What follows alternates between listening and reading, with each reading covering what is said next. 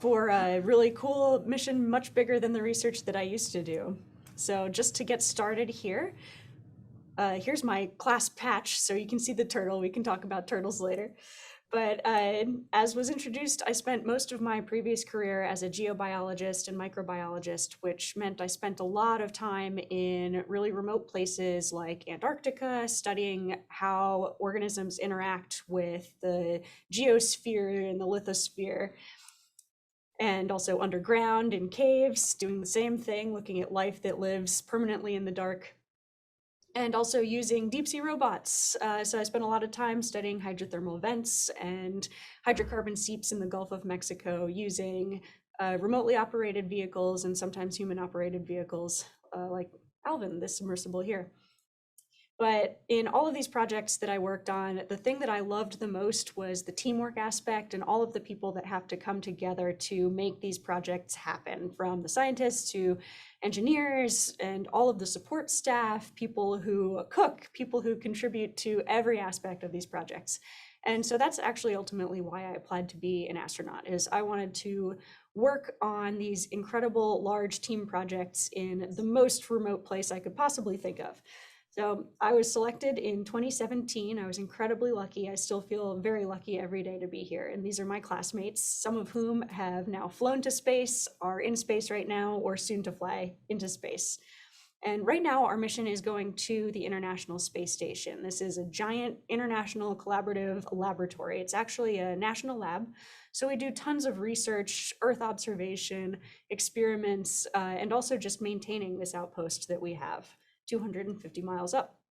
Training to be an astronaut requires learning a lot about the International Space Station. So that includes systems when they're acting nominally, normally, and also training for emergency situations. We also learn how to be robotic operators. There's a giant robotic arm on the International Space Station. And so we use this to capture cargo vehicles, like you can see on the left. And we also use it to fly our friends around when they're on a spacewalk. We train how to fly T-38 jets. These are little supersonic jets. They're barely supersonic, but they're one of the only training platforms that we have that actually the forces are real and the risks are real. And so you have to learn how to manage those forces and risks in a real high-paced environment. We also use the T-38 jets to learn maintenance skills, how to fix things, and that's because a lot of things break on the International Space Station, including things like the space toilet. You can't just call a plumber when you're up there in orbit, and so we have to be the plumbers and the mechanics and the electricians. A lot of things also break on the outside of the space station, and so we learn how to do spacewalks to fix things like, on the left, the alpha magnetic spectrometer. This is a world-class, basically antimatter detector that we fixed a couple years ago, or on the right, fixing electrical equipment that helps us take energy from the sun. We have giant solar panels and turn that into electricity for the inside of the space station. It's been fully electric since 2000, really. Training to do spacewalking is simultaneously one of my favorite and least favorite things. It's really difficult, but really, really rewarding. It involves putting on a 300-pound spacesuit and jumping in a giant swimming pool. And under the water in this swimming pool, there's a full-size mock-up of the International Space Station. And so you learn how to go around the outside, navigating and learning how to replace and upgrade and fix stuff on the outside of the space station. This is one of the best ways to simulate being in a weightless environment here on Earth, where obviously we're not weightless. One of the other ways we can simulate being weightless is with this really cool crane. It's actually a robotic crane called Argos, and this offloads your weight, and it also accelerates you in whatever direction you're moving. And so it feels very much not only like you're weightless, but also that you don't have any friction. It's a good way to simulate the momentum management that we have to deal with when we're doing actual spacewalks. And not all of the spacewalks are for fixing broken stuff. It's also for adding really new, interesting equipment. Like we just started adding new updated solar panels on the space station, which is really, really cool. We do a lot of science inside the space station as well, things from cell biology, learning how to grow heart cells for research. So that's my friend Kate in the bottom middle here, to learning how to operate. These are little free-flying robots, actually, that are having to figure out how to navigate when you don't really have a good sense of where down is, since you're floating all the time. All kinds of really cool experiments that are able to be done only in a weightless environment. We also get to learn how to grow food in space. This is great for astronauts who are getting ready to go further and farther for longer distances, longer durations to places like Mars. We also get to eat the science sometimes, so that's really fun. And it's also really beneficial to people on Earth. Really, everything that we do on the space station is for the benefit of people back on Earth. So learning how to grow crops with better water efficiency is really, really cool. We also learn how to do geology. Though this is one of my classmates, Jessica Watkins, who actually was a PhD geologist. She worked on Mars rovers, and she's flying on the International Space Station right now. And this is also my classmate, Rajachari, who was an F-35 pilot before in his previous career, but he's learning geology too. And that makes us better observers of our own planet when we're on board the space station. We have this really unique vantage point and something that only we get to see as astronauts on the space station. It's really helpful for meteorologists, earth scientists back on Earth. And it also helps us as we're getting ready for moon missions. Figuring out how to do geology on the moon again is going to be a really interesting challenge. It's such a cool time to be an astronaut and to be excited about space science and human space exploration. We have all of these different vehicles that are flying or getting ready to fly.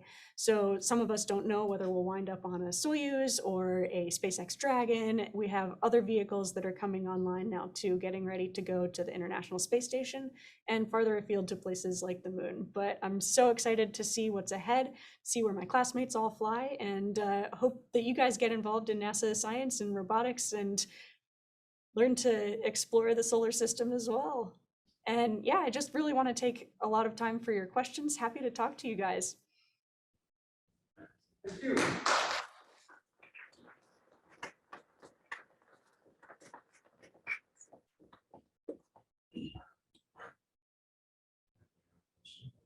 I have a question. You want to go close to the screen so that you can see you and also hear you better? Okay. So you mentioned that you had a background in marine biology.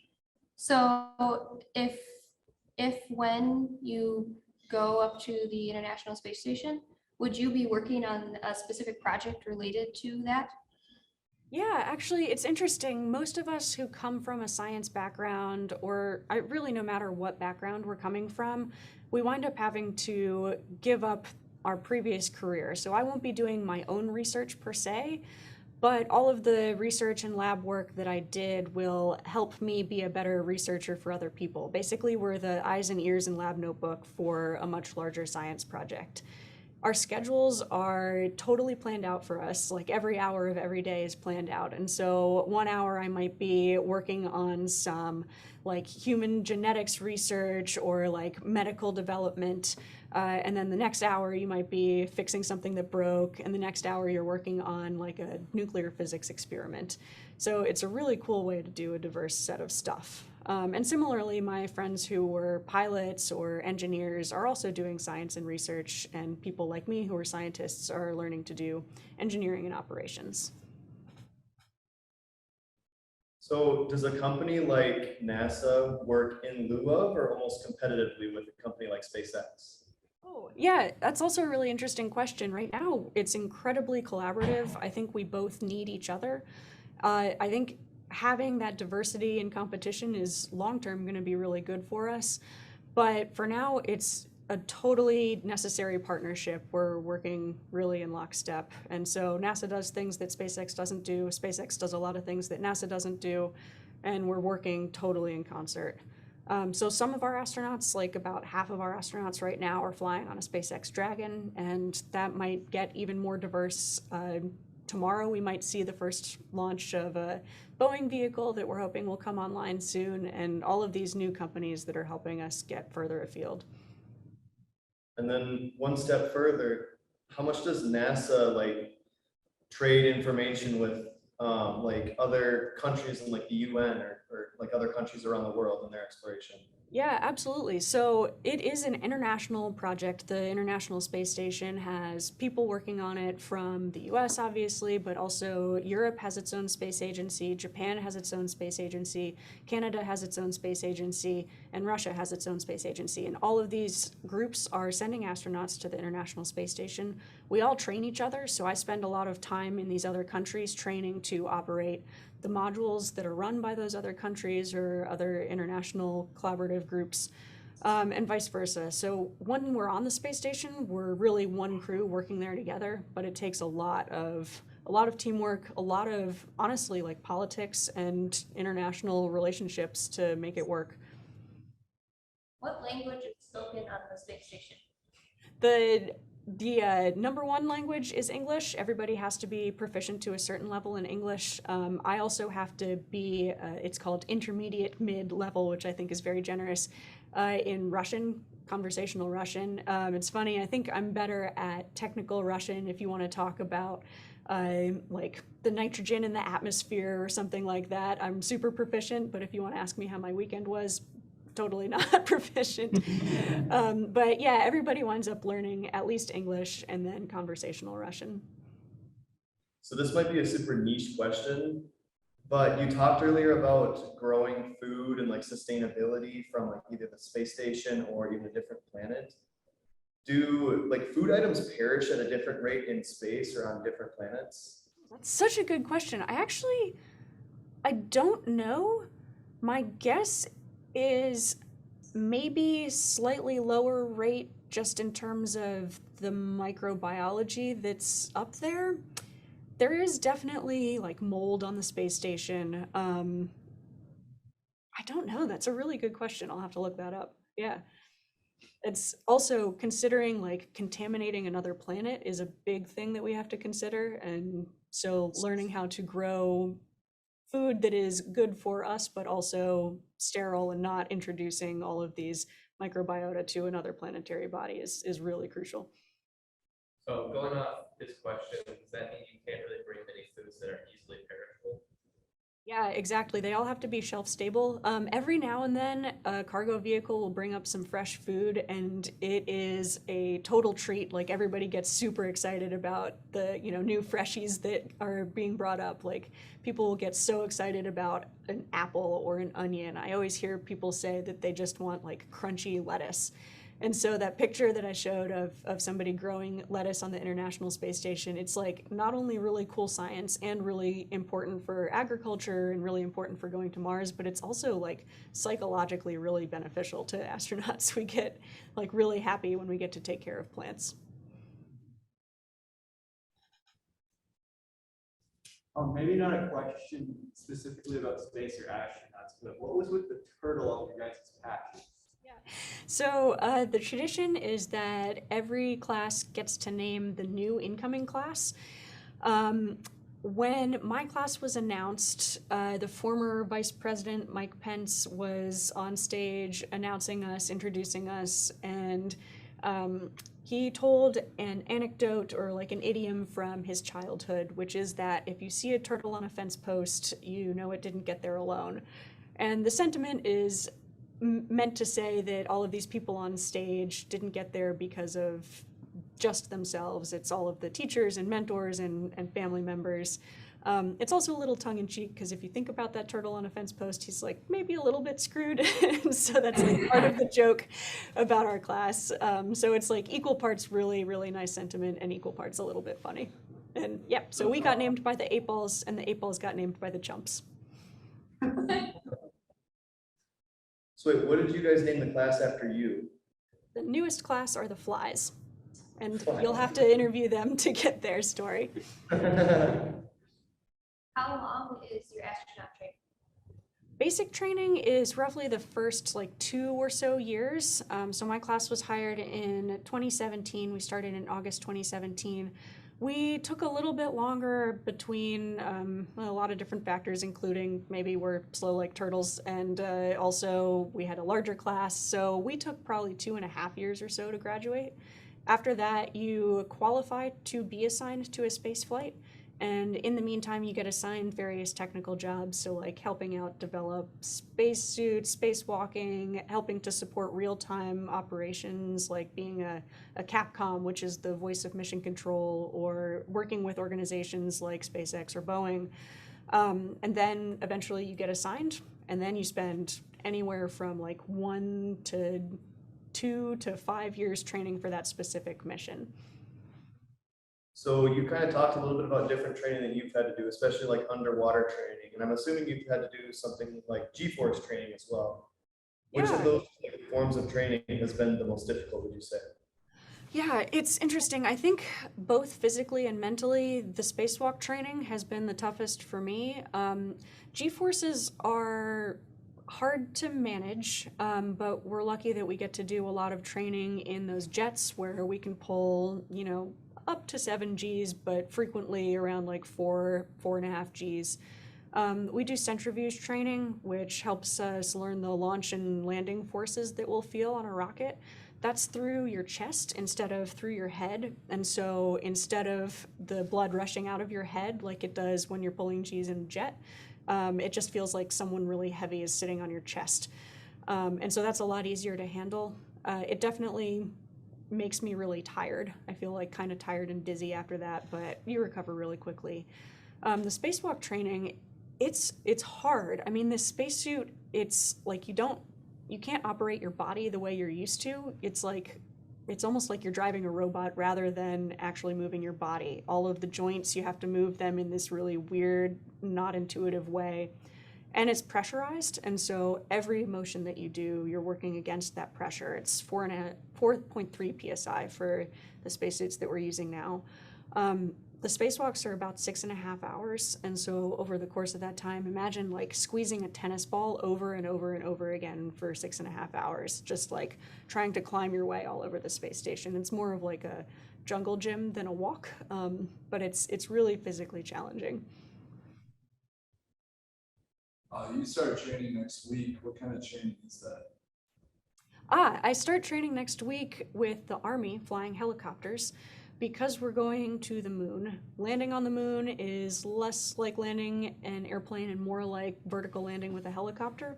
And so we're trying to get as many people from our office to go through helicopter training as we can so that we all have these skills to do vertical landing. And it's just a really good way to do something different than we're used to doing operationally. Anytime I have a chance to learn a new vehicle, learn new systems, and then learn how to operate it is a really, really cool opportunity. So how did you apply to be an astronaut or transition to an astronaut? Did you decide to do it? Did you get recommended by someone or? Yeah, I wasn't one of those people who grew up always wanting to be an astronaut. I wanted to be a writer. I wanted to be a marine scientist. Astronaut was not on the list until later in college when I had been doing a lot of that research in really like far afield places. And I loved the remote aspect. I loved the teamwork aspect and the operational side of it as much as I loved the science itself. I started kind of paying attention when the class before me was hired. So they put out selection calls once every like 4 years-ish has been normal lately. And so the class before me was hired in 2013, and I started following their training and the skills that they had. And when they put out a call in December of 2015, I was early on in a PhD program. And I thought, I'll throw my hat in the ring. I'm not even sure I meet the bare minimum requirements right now, but this will be a practice round. And it just it kept working. And eventually it's like about a 1.5-year process, the interviews and a lot of like medical exams, things like that. And eventually I was selected. The application itself is super underwhelming. It's on usajobs.gov and you just submit a resume. That's it. And then you wait for like a really long time to get a call from a random Houston number. The requirements are that you need a degree in a STEM field. As of the last class, you need a master's degree in a STEM field. So your bachelor's can be in not a STEM field if you have then a master's in a STEM field. And then you need a couple years of experience beyond that. I think besides that, unofficially, just having like teamwork experience and operational experience is also really valuable. But besides that, it's like a lot of different types of people apply. And that was one of the coolest parts of the interview process, was getting to meet all of these really different people. How many people do they have on the space station at a time? To like, Yeah, so right now, I think it's 7 are on orbit right now. Historically, it's usually been either 3 or 6. That's because the Soyuz can launch 3 people at a time. And so sometimes you have 3 people or just on like one Soyuz, and then another Soyuz will come up and they overlapped for a couple of months. And so you would have 6 people, and then one of them would leave, and then you have 3 people. Now we have people launching on Soyuzes, which still take 3 people, and then we also have people launching on a SpaceX Dragon, which takes 4. So sometimes we have 7, sometimes we have 3, sometimes we have like a giant party of like 11 people when you have like 2 Dragons and a Soyuz. And so we're getting a little crowded. We have to put in more bunk space and more toilets. so how would they, like, if they needed more room on the space station, would they have to make more places for people to be? Yeah, absolutely. It's actually really modular. The space station, when it was first built, was just one little node, and they added on it through time. And so now we have this. It's like 100 meters long, basically, and it's all of these little like tin can kind of modules that are, I don't know, connected to each other. And so we're talking about adding more modules. The Russian segment of the space station just added another module last fall, I think. So it's growing even recently, and will probably continue to grow in the future. How has becoming an astronaut affected your personal life? I think it hasn't really changed my personal life per se. I think I've always been the kind of person who had a lot of friendships and relationships based on what I was working on, because I really liked what I was working on. So the lab that I worked in at UNC Chapel Hill, I mean, we were all friends outside of work, and that made being at work really fun. And being at NASA is kind of the same thing. A lot of my really, really closest friends are astronaut colleagues and classmates. I don't think it's really changed my personal life, besides having to live in Houston now.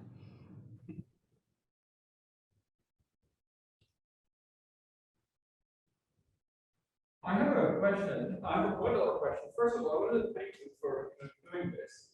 As an educator, like I lead the lab of roboticists, body roboticists for my lab, and I talk to folks like these who hopefully will come into doing stuff for robots and NASA all at once. So that's where my first question begins. From an NASA perspective, what would you want in robots that would help your job easy, that we don't have right now? You know, I think as we're doing more and more planetary exploration, robotics is going to be even more important. Right now, we're working on this whole lunar architecture that's going to involve not only landing on the surface of the moon and going to the moon to stay for longer periods of time rather than just a touch and go, basically, but it's also going to mean building a space station that's orbiting around the moon that will sometimes not be occupied by people, and having robotics that can help maintain the space station is going to be absolutely critical. And then robots that can help us do science on the moon and Mars. This is something that we do already. Obviously, we have lunar rovers, we have Mars rovers, but we haven't had a lot of them.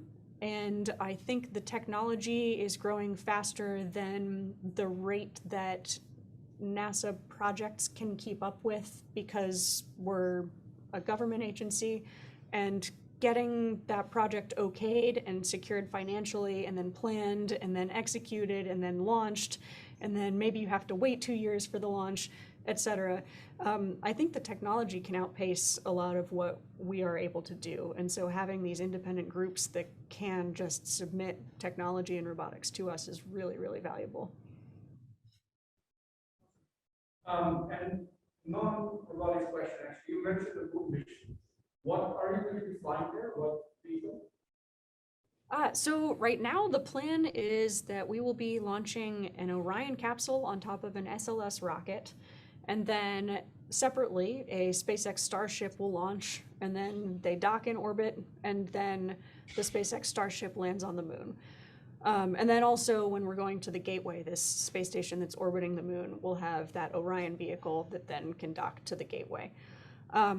That's the plan right now, and we'll see what happens. This summer we should see the first launch of that SLS rocket with an Orion on top, and it's a pretty juicy show to watch, I think. I don't know what's gonna happen next, but it's such a cool time to be following this stuff. I mean, I was in Florida recently for a launch and was giving somebody directions, and I said, just go to the stacked rocket, and they're like, which one? And that's so cool that we have so many vehicles launching right now, whether they're with people on them or not. It's a really cool time. Thank you. I know, but I'm going to speak for that. So how long does a project like that take? What will be the duration of it? Like a mission to the moon? Yeah, well, is that what you're doing directly after your training? Yeah, so for me, my next step is likely just going to the International Space Station. Just is the wrong word, but that's where we're going right now. And so that training involves learning the launch vehicle, learning what you're going to be doing on the space station, doing spacewalk training, and so on. The moon missions, we will probably not have people start actually training for those until that first launch of the SLS rocket and successful landing, just to make sure that we know what vehicle we're taking. The training process, like I said, can take, at least a year, usually closer to 2 or more years. The mission itself to the space station is 6 months or a year. The mission to the moon, if we're landing, will be about a 10-day mission or so, or sorry, if we're doing a lap around the moon, it'll be a 10-day mission or so. But then because of the particular orbit that space station around the moon is going to have, it's more like a month-long mission. So if you were to have, when you have extended stay on the moon, the astronauts would stay in that smaller space station and then periodically travel down to the moon and back up to the space station. My brother is going through this reading up stage in college because he wants to become a mechanical engineer. Is there anything when you get drafted to go to NASA where they make sure that you're cut out to be an astronaut? Wait, sorry, can you say that question one more time? I had a hard time hearing you. Is there any like stage where you're training to become an astronaut where there's like a reading up stage to make sure that they are sure that you are capable of being an astronaut? Yeah. Like when you're going through school, it's definitely important to excel at what you're studying. But then I think the things that you do outside of class are also really important. Finding some kind of teamwork activity, these like larger operational projects, having hobbies that you really like that are something related, whether that's like developing your technical or mechanical skills or doing something athletic outdoors, being on a team is really, really valuable. What's the comparison between the amount of people that get called to be an astronaut versus the actual amount that become astronauts? Oh, so my class, I think like most classes, basically everyone who's selected then passes that astronaut candidacy phase. So after the first 2 years of training, that's basically 1-to-1. I think for my class, something like 12,000 or 18,000 people applied.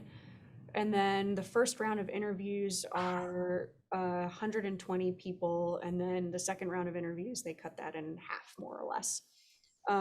So it's a lot of people applying for not a lot of slots, which I think means there's a lot of luck involved, and just a lot of being yourself in the interview process. So what do you think are the big things that you did that led to your selection, other than just being lucky? Yeah, so the things that people seem to have the most questions about in my interview is probably telling, and that included things like not so much my research. I was like fully prepared for this to basically be a thesis defense where they were going to ask me all these technical questions, and that was totally not the case.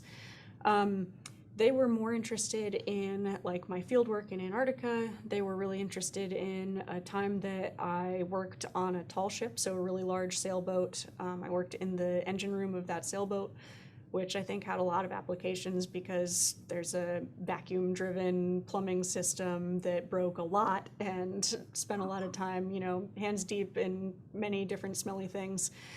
And just the teamwork side of things, I think, was most interesting to them. It's a really diverse selection board, and so their background is almost certainly not like your background. And so being able to convey what you do and why you found it interesting, I think, is really valuable.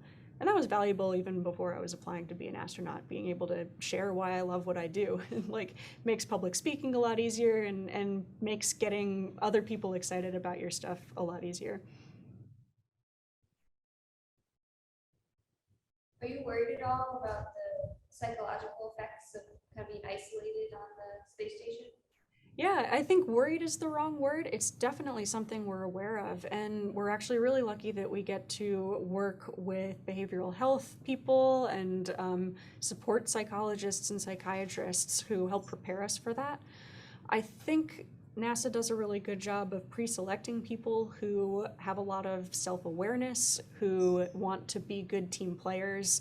Having empathy is a really, really critical skill. I mean, just as critical, if not more so, than being able to fly a jet or being really good as a geochemist. And so that like team building side of things is an important part of our training too. And I think that makes it easier when you're up there with a small group of people. Like, you're gonna drive each other crazy at some point.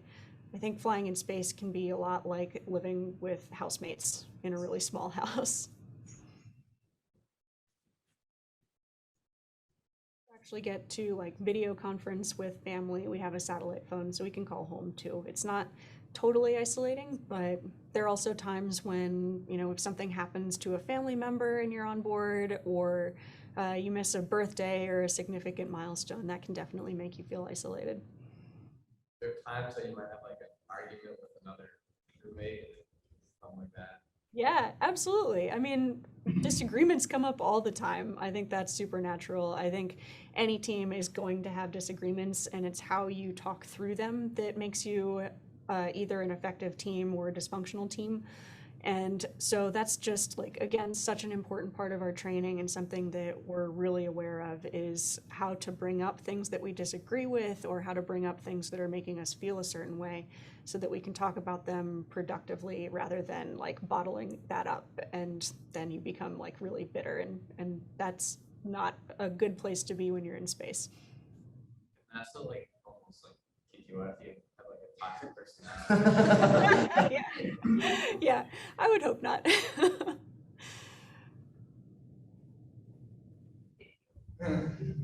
What are you the most excited for in the next few years? I'm most excited to fly to space. I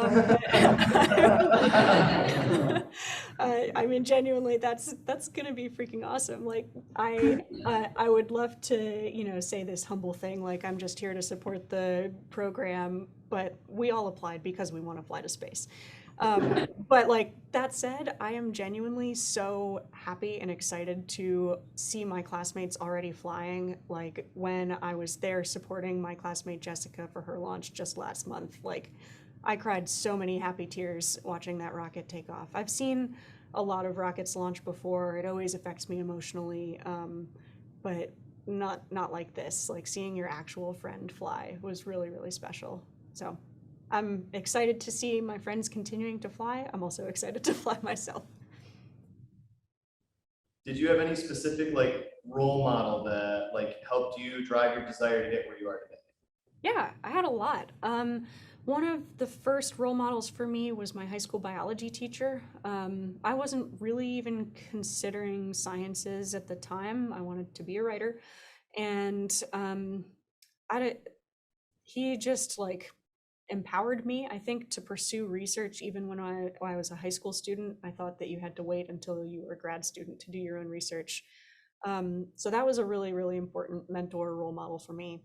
Another one was when I was at university, and someone named Kate Harris was a couple years ahead of me, and she had spent a lot of her undergraduate time going to places like Antarctica and the Arctic and working in really remote places. And she is who opened my eyes to the field that I wound up studying, like geobiology and these really unusual environments. And she also opened my eyes to the fact that like you can pursue your own funding and do your own research as an undergrad. So a repeated theme of people letting me know that I was ready, whether somebody told me I was ready or not. And I'm also incredibly lucky that I get to work with a lot of my role models now, getting to work with astronauts like Sunny Williams, who were an absolute hero to me before I was an astronaut, are now my colleague and office mates, and I see them at the gym and I see them in meetings. It's really, really cool. How do you approach failure? Yeah, that's something that I have always struggled with. I think for myself and probably a lot of people I work with are really like type A and driven by what is the next thing that we can achieve. And after I was an undergraduate student and thought that I might apply to this job, that was always kind of a motivating factor. And now that I'm here, my motivation has to be not like, what is the next job I'm going to get, but how do I derive the most out of this role that I'm in now? I have failed a lot while I'm here. Like the spacewalk training, I was so bad when I first started. I mean, part of it was just like my own study habits weren't exactly right for the way that I have to study for that. Part of it is that the suit doesn't fit me very well. Like they come in medium, large, and extra large, and like I'm a pretty small person, so that was really challenging for me. But learning to like embrace the failure and kind of dig into it and make it like a part of the learning process and not something that I've done wrong or can't do, and like learning to feel that as just part of the natural learning and growth process, I think was really important for me. I'm still working on it though. I'll let you know when I figure it out. You mentioned various study habits. Could you go more into detail about what that entails? Yeah, a lot of this job requires like rote memorization, because when you're in a very like high stakes with a short time frame kind of situation, like you have to know exactly the response right then. And I have never been really good at memorizing stuff. Like I would have totally failed out of med school, not my strong suit. So that's been something that I just have to get better at. And I think really loving what I do and knowing that that's necessary for what I do helps. I'm really lucky in that regard. And also learning to, we call it chair flying. So like when you're in an operational setting, you can't always practice in the thing itself that you're learning to operate. And so you have to kind of like sit in a chair or sit in a simulator and go through it. You know, sometimes you're doing like hand motion pantomime, sometimes you're actually operating a simulator, and learning what you're going to be doing that way makes your time a lot more valuable when you really are in that platform. So for like flying airplanes or spacewalking, that's been super helpful. And learning to ask for help actually is probably the most helpful thing. Like being a team, I think I expected my classmates to be really incredible and inspiring people that I wanted to work with. I was not expecting everyone to be incredibly collaborative and, you know, wanting to share and help. We each have strengths and weaknesses, and it's been really cool to get to know each other that way and help each other out. What would you say has been like the biggest lesson that you've learned on your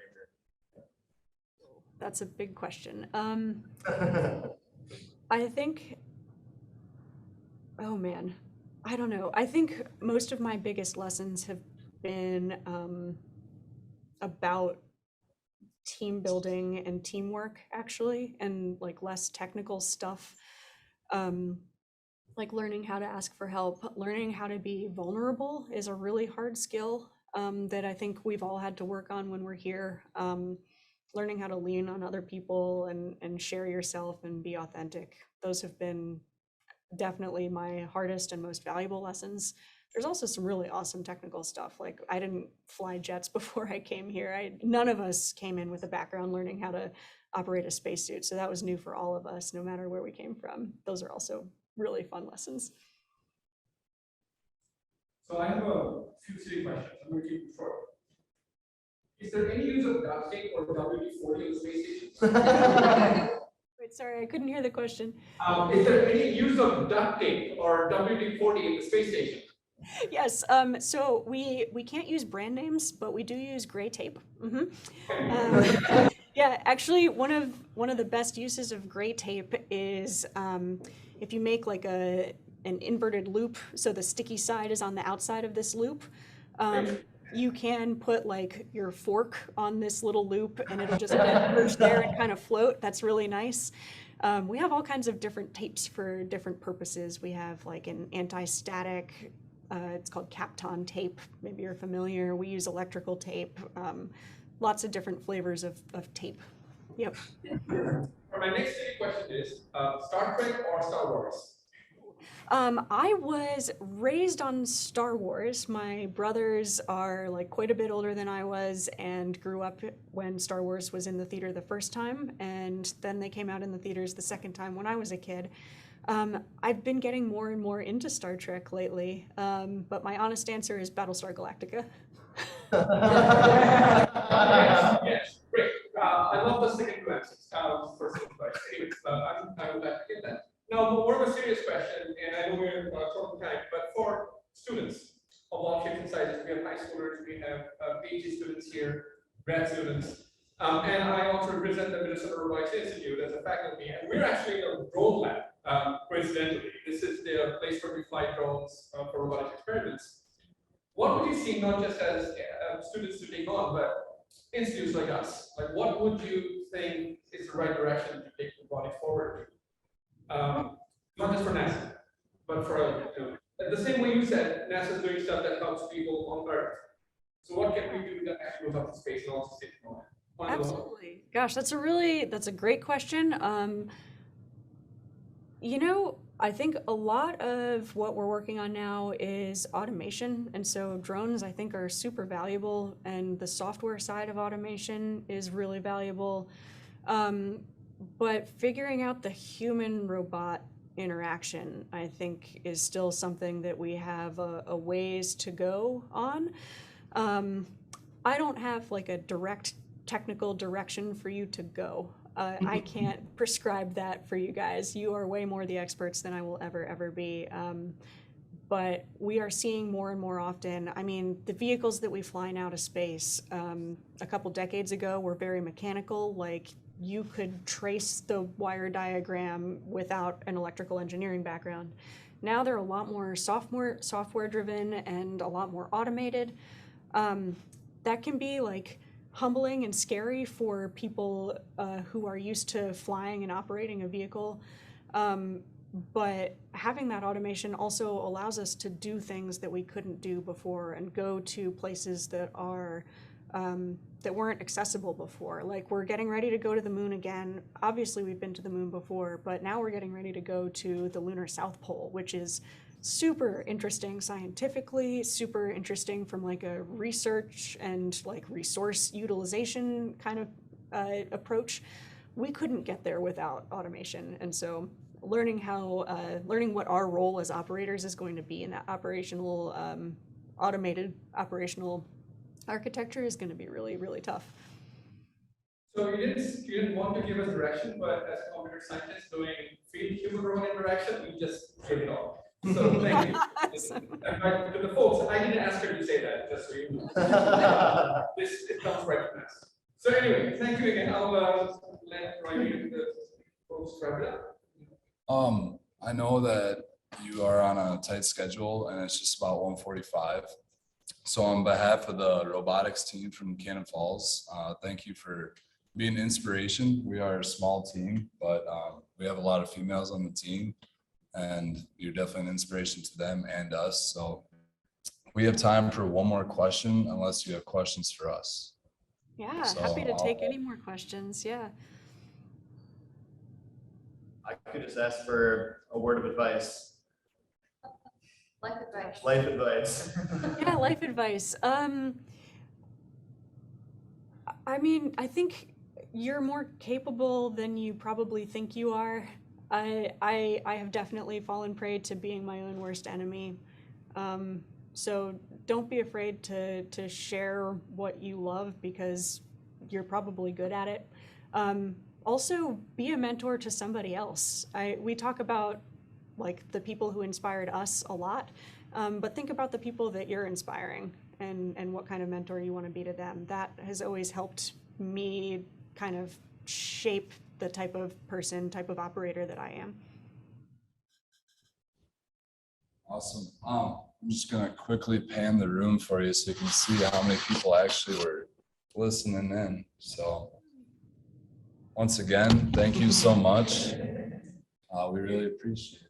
Yeah, and also on behalf of, University of Minnesota, the Minnesota Robotics Institute, thank you for doing this, and thank you, Riley, and the folks at Cannon Falls for visiting us and coinciding this a wonderful visit from Zena at the same time. Absolutely. This was so much fun. Thank you for the great questions and the really good conversations. Nice to meet you guys.